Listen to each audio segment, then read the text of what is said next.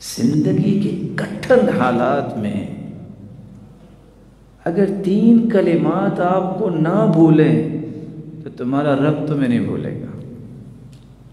حسبی اللہ و نعم الوکیل، حسبی اللہ و نعم الوکیل، یا حی یا قیوم برحمتک استغیث. استغفر اللہ چھوٹا سا کلمہ ہے، استغفر اللہ. من لازم الاستغفار جعل اللہ له من كل هم فرجا ومن كل ضيق مخرجا ورزقه من حيث لا يحتسب. استغفر اللہ چھوٹا سا کلمہ ہے جو یہ کہہ دیتا ہے اللہ سختیوں سے نکلنے کا راستہ بنا دیتے ہیں، ہر مشکل کو آسانی میں بدل دیتے ہیں، اور وہاں سے اللہ عطا کرتے ہیں جہاں انسان نے کبھی سوچا نہیں ہوتا.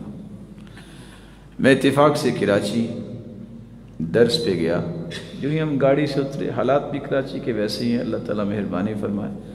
تو ایک شخص کہتا ہے مولانا میں آپ کے ساتھ جانا چاہتا ہوں. ساتھی بھی پریشان ہوئے کہ یہ کون ہے جو کہہ رہا ہے. کہتے ہیں بس 2 منٹ مجھے دیجیے، یہ میرے استغفار کی گاڑی ہے. کہ کیا مطلب؟ کہتے یہ میرے استغفار کی گاڑی ہے. میں نے کہا میں سمجھا نہیں.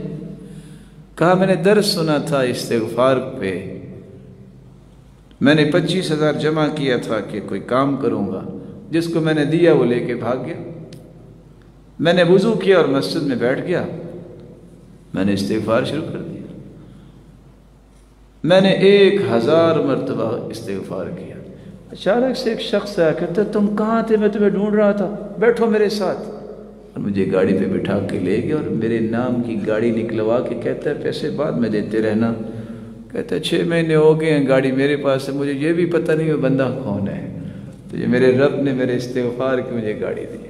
میں نے بہت کوشش کی مجھے پتہ ہی چل جائے کہ کون تھا، لیکن کچھ پتہ نہیں. وَيَرْزُقْهُ مِنْ حَيْثُ لَا يَحْتَسِبُ.